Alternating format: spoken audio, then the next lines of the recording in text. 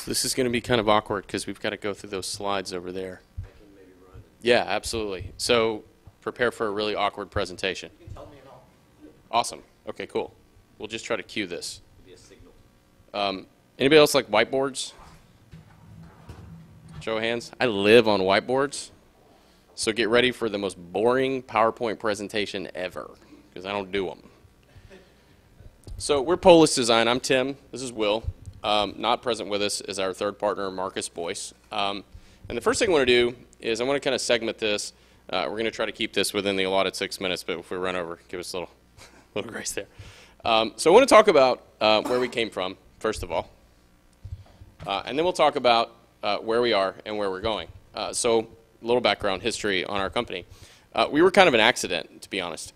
And the background on this is something that we really don't talk too much about with prospective clients. But I think in this context and with this audience, it's relevant and it makes a lot of sense and it's valuable. So where we came from. So 2005. Marcus and I were experimenting with a web design company. We all come from design backgrounds. Will is actually a trained painter. Marcus and I do graphic design, and I come from a brand development and consulting background. And in 2005, Marcus and I decided to start this little company called Method. And it was really kind of just a creative freedom. It was, what do we want to do today?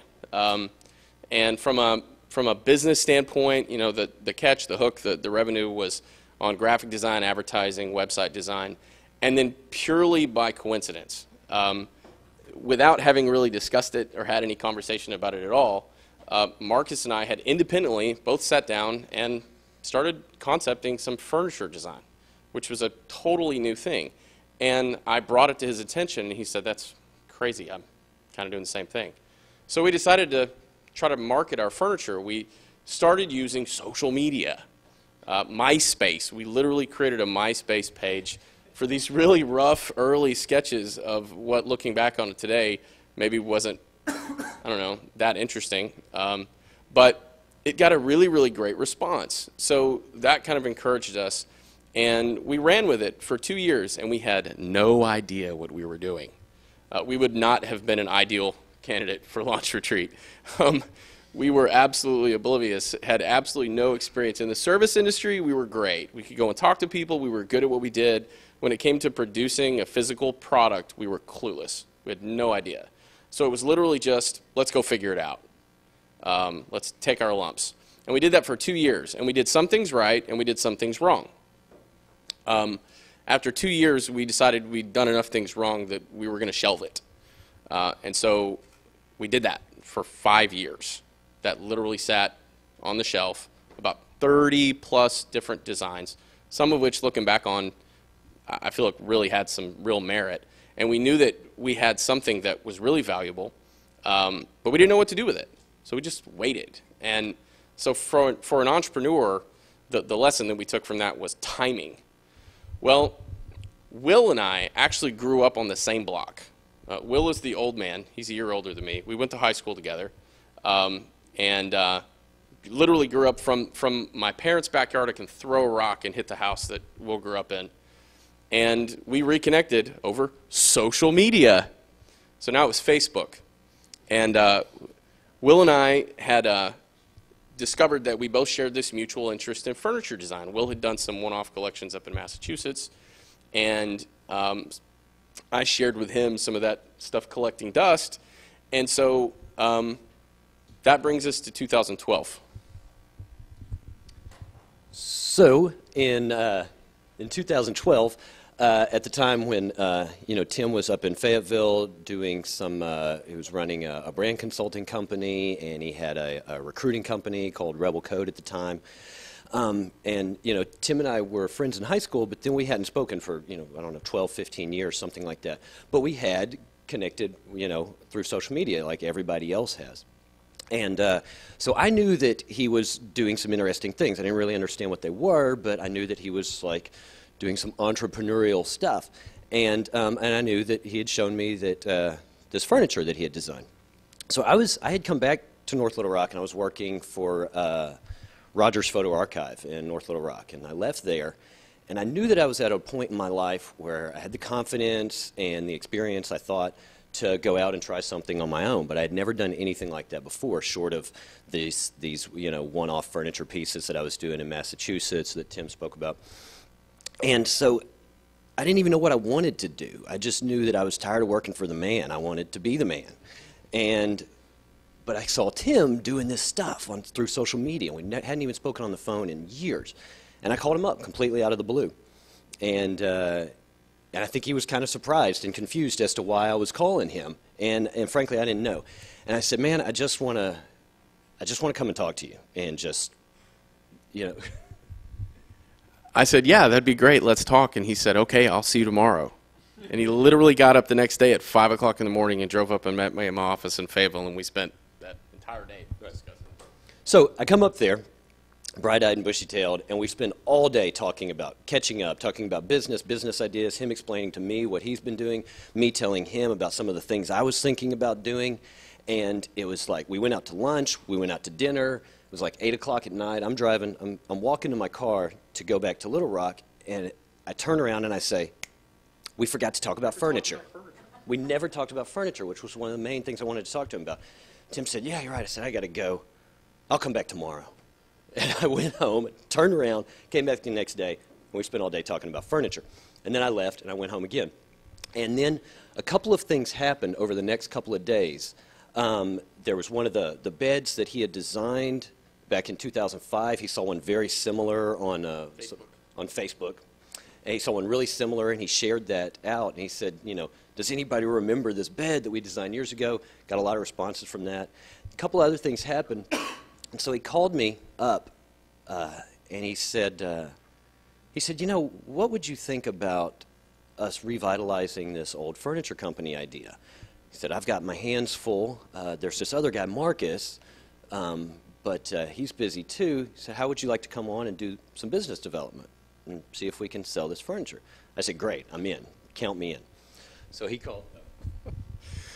So because Marcus was originally a partner and owned 50% of the intellectual property in all those original designs, obviously I had to get his buy-in, and I didn't know what his level of interest was going to be. So I called him up, and he and Will had actually met briefly once before at Rogers Photo Archive. I had interviewed him for a job and then didn't hire him. Because he was too good. He was too good. Yeah. He just wasn't what I needed. He was way overqualified. And here was like one of the best artists I'd ever met. So I explained to Will, I was like, well, before we do this, I've got to figure out where Mark's position is in this. So I called Mark. I was literally walking out of a meeting in a hotel lobby. I got off the phone with Will, and I called Mark, and I said, do you want to restart the furniture company? He said, yes. And I said, well, I want to bring on a third partner. And he said, who'd you have in mind? So I told him it was Will. And he said, I think that's a good idea. He said, well, just call him and talk to him and see if he's interested. I said, yeah, okay, I'll do that. So I got off the phone with Mark, and I sent Will a text, and I said, you're in. And he wrote back and said, yes, I am. So we didn't, this was a brand new industry for us, the whole furniture industry. And it's a very fragmented industry where everybody does business differently. And so we started getting into it and trying to figure out, started peeling back the layers and figuring out, well, how do we enter into this industry? What do we want to do? What's our model going to be? And where do we even go to talk to these people? And so we decided, well, we knew one thing, and that was that we didn't have any money. And we didn't want to borrow money, and we didn't want to bring in some investor that's going to take 50% of our company. We're like, well, let's do this on the cheap and build up. So I have an intellectual property background, which I think was helpful because what we settled on was a licensing model, which is one way that this industry works. And so a licensing model, kind of like a record deal, and we're the talent. So we do all the designs. We license those to a manufacturer distributor. They do the prototyping, pay for the manufacturing, the shipping, the warehousing, the distribution. They pay for everything, and then we get a paltry percentage of the sales price, the wholesale price for those designs, which works great for us as an entry point because we don't have to spend any money. All we can do is take our computers and sit there, not take any debt, and be creative and sell these. So the second thing that we decided on that was really important was High Point Market, and going to High Point Market, which is in High Point, North Carolina. It's the epicenter of the furniture industry, and it allowed us to go there. It takes place in the spring and fall, and it allowed us to go there instead of trying to fly all around the country and email all these different companies. It allowed us to go to this market, walk down the halls, and just very quickly say, that's not a fit, that's not a fit, these are a fit. Pointing out also that it just happened to be 2 weeks from that decision. Right. For 2 weeks from the time that he said, do you want to go into business, 2 weeks later there was the next High Point Market in October. So it allowed us to just walk down and say, this looks like a good fit, walk straight into the showroom, meet the CEO, shake hands, and give a pitch right there. We saved a ton of money by going to High Point, and we still go every event. So far, it's been where we do almost all of our business. And so I think deciding on the licensing model and going to High Point has saved us tons of money. We basically have no overhead. To where we are now. So through those efforts, we have been able to secure some licensing agreements with some major manufacturers and distributors. American Leather being one. They're out of Dallas, which is fantastic because they're close, and it's actually a better company than we ever thought we would be able to connect with right out of the gate. Very well respected, have a great distribution model. So they picked up some of our first pieces.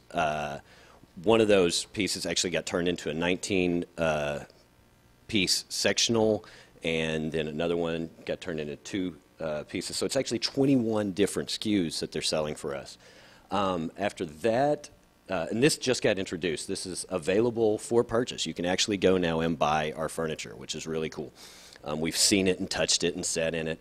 And then another one, Phillips Collection, another really great company, picked up another piece of ours that they're going to introduce in the fall, and that's a dining chair.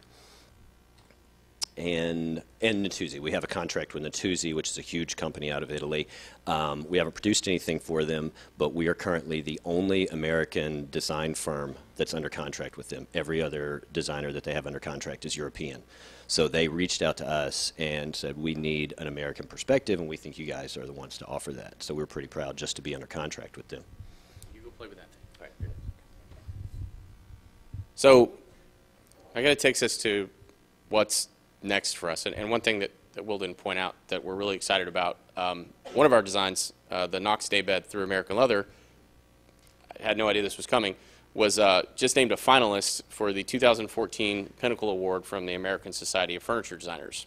Just got a call one day, you're a finalist for an award. So thank you. So October 20th at High Point, that'll be announced. We're really proud of that and really humbled by it because we completely didn't expect it. In fact, it was a piece I wasn't even sure was going to get picked up, but so we're happy about that. So next, Will. So where are we going now? So we've done the licensing thing and we've had some success with that. And now we're moving into a new model and new opportunities that are potentially tremendously more profitable for us. In contract furnishings. Contract furnishings is basically the industry term for commercial furniture. So hospitality, hotels, education, office interiors, yeah, everything that doesn't go in your home. And we are already starting to find some doors open with that. There's, interestingly, an opportunity to partner again with American Leather and their hospitality division and move some things forward in that direction as well. And it's a different model for us because it's not a licensed model. It's more of a dealer kit. We handle the distribution, we handle the sales, so the profit margins are a lot higher for us. There's a little bit more risk, but we're in a better position to do it at this point. So, brand expansion. We wanted to move beyond just doing furniture into things that were relatable in order to expand the identity and the recognition of the brand. So we're moving into some commercial interior design projects. We actually just started in principle on our first major project this week.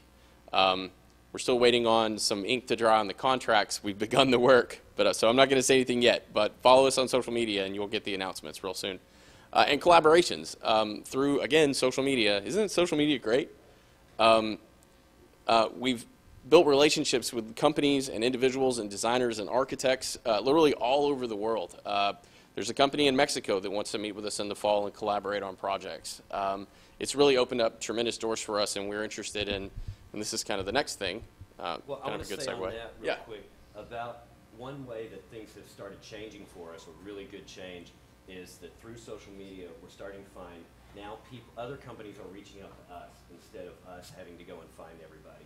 Other people are finding us and saying, hey, we'd like to work with you. And Which is completely different. completely different, yeah. And then experimental design. Just like back in 2005, we're returning to our roots and saying, what do we want to make today? And we're building that all around this brand of making things that make people's lives better, not just business tools, but objects, accessories, lighting, things that bring us joy. And we want to be able to come in every day and say, what can we make today that's going to solve a problem and make your life happier? What can we create today just through the wonder of design that's going to bring a little happiness into your life today? What kind of materials can we work with? What kind of things are coming along, material science, textiles, et cetera, that make things possible today that weren't possible 10 years ago? So we're really getting into some industrial design stuff, and I'm really excited about that because it takes us to a whole new place. And so to wrap up, so who are we? What's our brand? Well, first of all, we're Little Rock kids. We love Little Rock. And one of the great things that we saw when we would go and sit down with all these companies at High Point, and they would look through our designs, which we'll have a few seconds here to show you, hopefully. They would look through our media kit, and they would go, where are you guys from? And we could see it. It was like written on their forehead. They were expecting to hear New York or Chicago or L.A. or someplace like that. And we'd say, we're from Little Rock. And they would literally be like a physical reaction. You're from where? And so we learned to embrace that. It turned out to not only be a great icebreaker, but I think it's the truth. I grew up in this town, and I look across the room right now, having worked in startups and entrepreneurial ventures in the creative world for the last 10, 15 years here. There is a tremendous amount of talent here. And I believe, and I think this is going to sound really ambitious, but I think as a community we have to embrace it. I believe Little Rock can be a design destination in the next 25 years. And we want to be a part of that. We want to help lead that. And we believe that there are a lot of people in this room that are going to be a part of that. And we're excited about that. So we embrace Little Rock. So last thing, social media again. We hope you'll follow us. Here we are on Facebook and Twitter, if you can see that. And our website is not up there, but it's polis-design.com. And I think that tab is open real quick, Will, if you just want to click through a few things, and then we'll wrap it up. I hope it is. There we go. So this was 2005. This is our New Orleans sofa. This was 2013. 2014. So you can kind of begin to see here that things evolved, and we went from these rough sketches to these beautiful, that's a rendering actually.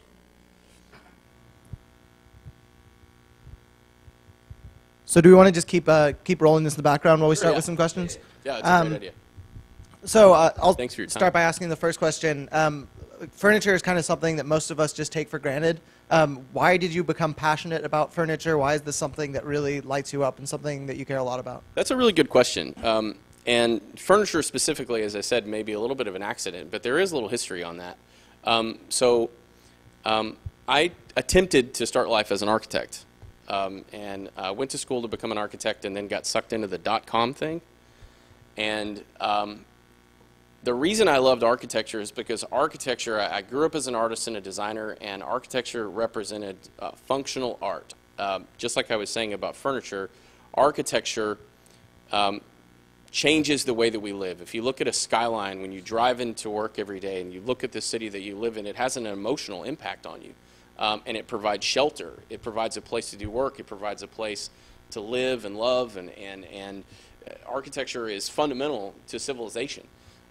Furniture is a natural component of architecture because it's unlikely that anyone's going to wake up tomorrow and go, you know what? Laying on this bed last night was stupid. What a waste of money. I'm just going to sleep on the floor. Or I don't need these chairs. These are ridiculous. So there was just a basic, tangible component to it. But from a designer's perspective, you look at it and you say, how can I make that better? How can I make that more useful? How can I make it more beautiful? How can I do it in a way that hasn't been done so it presents an interesting challenge that's just kind of fundamental to the mindset of an architect. And so that's kind of how the accident happened, just thinking like a designer, not necessarily a furniture designer, and saying, this maybe hasn't been done before, let's try that. Questions?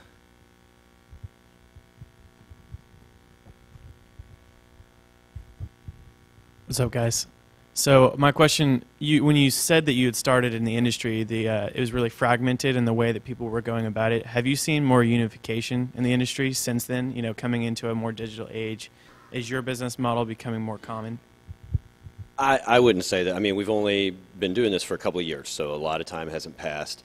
I wouldn't say that it's become more unified. I mean, it still remains a fragmented industry. The thing about, furniture, and I would expect that this would change as, we tend to move more and more towards these larger companies, but still all around the country there's Hank's Fine Furniture or whatever. That's how the industry tends to work, all these really small companies. I mean, of course, now we're getting, Restoration Hardware and, Crate and Barrel and these West Elm and these larger companies that are kind of starting, IKEA, that are starting to dominate the market. So I think in the future we will see, fewer locally owned companies, and then probably more unification coming with that. But yeah, right now it's just everybody seems to do business differently. And we had to kind of sift through that and figure out what was right for us, yeah. And we got a lot of misinformation along the way, too, where they would present, a company might present the way that it did business and present that as if the entire industry was that way. So we would start behaving that way. And then we would go to the next company, and they'd go, why are you doing that? We're like, oh, crap. So yeah, it's funny. Charles with Richardson Design and Illustration. Where do you draw your inspiration from on some of these pieces? Because they're very, very, very well designed and very cool. Thank you very much. Thanks.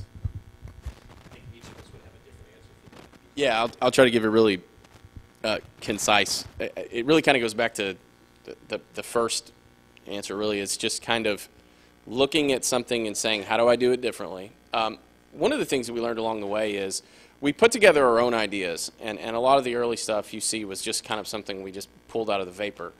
As we started to progress as a business, we had to focus on more of a business model. So as we were beginning to build relationships with partners, we had to kind of build to their brand. So we had to understand what their aesthetic was, how they were tooled up to manufacture, what they could and couldn't do, and what their customers were going to be interested in. So we had to tone that down a little bit and say, okay, well, what's going to make sense for them and what's going to sell, frankly. But I think we still really appreciate the organic nature of just sitting down and driving along and saying, oh my gosh, I had an idea. Sometimes you don't know where it comes from. Sometimes our creative process is real collaborative. We spend a lot of time in the evenings after work around sketchbooks and just saying, hey, I had an idea for a dining chair, or I had an idea for a bed, and then tearing it to pieces. And then we got to have thick skin. We criticize each other a lot, and we, not each other, but the designs, and so and each other. And sometimes things come out of that. I'd say for every one design that you might see up here, there's 100 others that are bleeding, dying on the floor somewhere. We go through a lot. So there's a lot of ideation and a lot of collaboration, and we just kind of see what comes of it. And if it works, it works. And if it doesn't, it doesn't. James Eldridge with Launch Retreat, and formerly James & James Furniture. Your guys' stuff is breathtaking. You do great work. Thanks. What trends have you been able to identify of what gets picked up and doesn't get picked up by what you do? Or what would you say is your expertise or your forte here? You want to speak to that? I don't know. Do you have an answer? I don't know if I have an answer for that. I will say this. It's interesting coming from a brand background and working in brands and content marketing in my day job. It's interesting that you said breathtaking. I really appreciate the fact that you said that, not just as a compliment, but from a brand identity, because Will and I had a conversation recently about, well, what is our brand? And so what's our brand's tone? And that's really what we were trying to go for was, and actually what I said to him was, it's an exhale. When you walk into the room, we connected it with music. We connected it with something emotional, like a Hans Zimmer soundtrack, just something very kind of chill. And you walk in and you go, that's what we want to accomplish. We want to if not stop you dead in your tracks, we want to slow your pace down. And so to say breathtaking, I really, really appreciate that on a level that you may not be able to understand.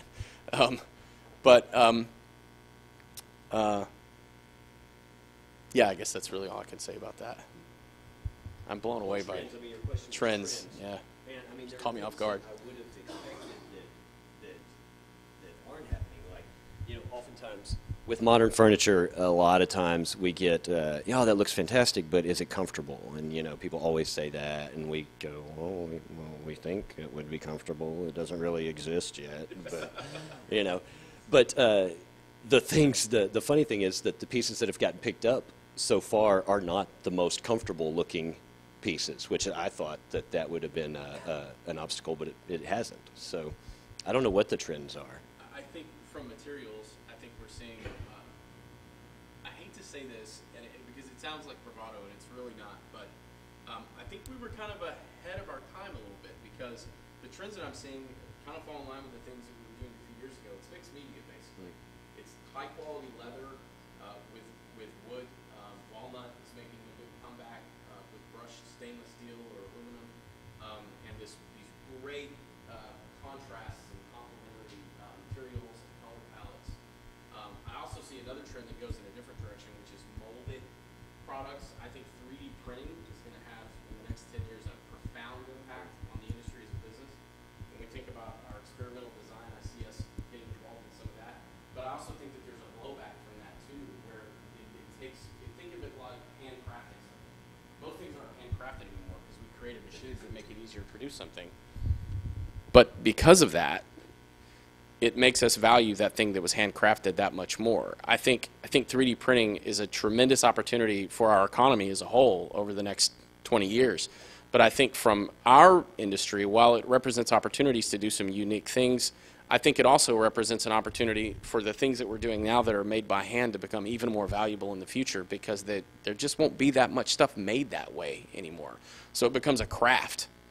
And so 3D printing is a trend, but I think the future trend after that is to look back and go, I long for the stuff that somebody put their hands to. And so we'll see how that plays out. Any more questions? I know we've taken a lot of time. I'm sorry. Lynn Folks, my uncle's Gourmet Barbecue Sauce. Hey, Lynn. Hey. I'm a kind of a curator of furniture, but particularly when it comes to furniture and being a person of size, do you have people sit in this furniture and try it out? And because I have a great story for this. I go in people's homes if I refuse to sit in their furniture because I need a crane or something to get lifted up out of it because it's so low to the floor. Well, there's certainly, when it comes to size, thank you, that's a great question. Certainly when it comes to people's size, people come in all different shapes and sizes. And we have industry standards that are considered or accepted as what I guess you could call an average, what's going to be acceptable to the broadest range of people. Interestingly, and this kind of goes along with Will's comments about comfort also.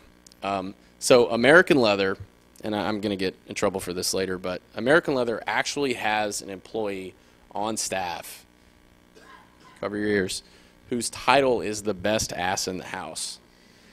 Their job, and this person, as I understand it, gets paid quite well, is to sit on things and determine whether they're comfortable or not.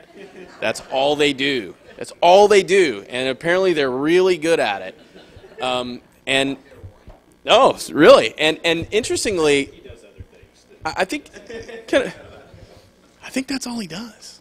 That's his title on his business card. So anyway, I know there's a guy that smells things for NASA. That's all he does. So it's kind of the same thing. So comfort obviously is really important. That you can't have something that you don't want to change that impression with people when they walk in. They see something that's beautiful, and then it causes them pain, certainly. And I think we've been really pleasantly surprised with, because there is that question, as Will said, it's kind of like we hope that this is going to deliver the experience that we want it to. And thus far, everything has, and a lot of credit goes to the fact that we have great manufacturing partners that really do great work. So we're kind of their stuntmen. But the things that we've produced so far, I mean, people talk about how comfortable they are. So really happy to hear that. We have a tendency to design really large. When we make a couch, we want it to be like 100 inches long, you know, this huge thing. And one of the pieces that American Leather picked up, they call it a day bed. We had called it a chase lounge. But we had it like almost 7 feet long, I think. That was our original design. And they said, we really love this, but it's freaking huge. Like, you know, so they shrunk it down to like 5 feet, or, you know, between the two of us, we came up with a size that was more reasonable for him. But yeah, we actually, I'm not a big guy. Tim's a mid-size, and we tend to make these huge pieces of furniture for some reason. That's actually a good lead-in for my question. Randy Briggs from Rock City School of Music. And so it's clear to me that you guys are creating art, and you've hit your mark, and there's emotion in your work. And so it's very similar in music. We go through all these theory frameworks to create something. At the end of the day, if it's not emotional, it's not music. So you guys have succeeded there, but I'm curious what your compromises or limitations or opportunities are on the manufacturing side, which has to be part of the business. Is it limiting? Is it enabling? How does that work? Well, first of all, I'll say that our other partner, Marcus, is a musician, and Tim is a huge music lover, and those two guys are always making comparisons to music. Marcus, for example, says, he's like, man, getting the three of us together, it's just like being in a band, you know? Nobody is ever on time or whatever. But, and then Tim is particularly inspired by music, and he can tell you, I can't do this, I'm not this way, but he can tell you what music he was listening to when he came up with a particular design. That's how his mind works. Real quickly, I'll just, if I can. One of our collections is actually named the Chicago Collection because as I was listening to music, I was listening to a producer, hip hop artist in Chicago who became a personal friend through a couple of other connections. And he had this really beautiful, just really, really, I can't even describe it, but it had an emotional impact on me. And as I was listening to his music, I started getting ideas, and so I ended up designing the collection around the experience emotionally that I was feeling around that. It literally came to me visually. I kind of call it the cycle of creativity. It's like you can see see a sound, if that makes sense. It translates in a visual way in my mind, and so it just kind of came out as the Chicago Collection. I named it the Chicago Collection because the artist I was listening to was in Chicago. So. But in terms of manufacturer limitations, and this is just me personally, I am inspired by limitations. I'll give you an example. I used to box, and I love boxing because it's so limited versus like MMA or something, you know, where you can just do anything. I love limitations. And in school, when I was studying painting, if I had an assignment for a painting, I was always much better at coming up with something than if it was just, okay, I'm going to sit down and paint a picture. So limitations inspire me. They help me design instead of hinder me personally. So yeah, I like that when they say, okay, we have to use this hinge, or it has to fit into this space or whatever. That actually opens creative doors for me. One last thing I'll add to that. The other side of that, real quickly, then we'll wrap up. Thank you for your patience. Yeah, there's a hook coming out. The other side of that is that we do run into limitations every day, and sometimes they can be really frustrating, but they also serve as kind of a challenge for what's the next step. If we have a design idea that from a structural standpoint it's just not going to work, we tend to look at it and go, well, it doesn't work right now. But 100 years ago, you couldn't put a building up that was a mile high. Now those are popping up all over the globe. So someday that'll be done. And I always say, if we put a man on the moon, I can make that sofa work. So limitations are present. They're definitely a challenge in our business, but we embrace the challenges and we go, okay, well then that represents something that hasn't been done yet. We need to figure out how to do that. And as I said earlier, sometimes material science kind of presents the doorway to that, and so we have to wait on that. But yeah, limitations are a part of the job. So. And thank you guys so much. Thanks, Mike. We can really Thanks for your tell patience, yeah. we can really tell that you're passionate about this, which is awesome. It just means we talked a lot. Yeah, no, that's okay. So our cup of coffee lasted a long time too. Yeah, but one last question I would like to ask, because I completely agree. You know this on the fact that Little Rock can become a design destination. In fact, what I would say is creatively, just again, my goal. You've heard it is that Little Rock is known as one of the the creative cities of the South, if not the most creative in the South. How do you see that happening? You know, how do you see the design community coming together, or, you know, what are a few things that could help? I don't know necessarily how I see it, but I know it has to happen. And I know that one of the questions that's coming is, you know, how can this community help us? And I think the best answer for that is help yourselves. Do great work. Care about what you do. Go to work motivated and inspired with a mission every day. Put your feet on the floor and challenge yourself to do the best thing you've ever done, because we deserve it. And support the other creatives as a community that are around you. Get to know them and share ideas with them. And when you travel outside of Little Rock, as I know a lot of us often do, talk about Little Rock. Social media, talk about Little Rock on social media. It can happen. There's so much talent. There's so many resources. And I think, and it's one of the reasons that I left the architecture thing for the .com thing, is because I saw it as a revolution. And that was something I wanted to be a part of. And now there's a new revolution, and it's in my hometown, and I want to be a part of that. I don't want to be on the sidelines for it. So hope that answers your question. Well, you stole my last question, but so let's give it up for Polis Design. All right, we have a, do you guys want to set up? We have a special guest this week. Something that we are going to try and do a little bit more is let you guys know about cool events that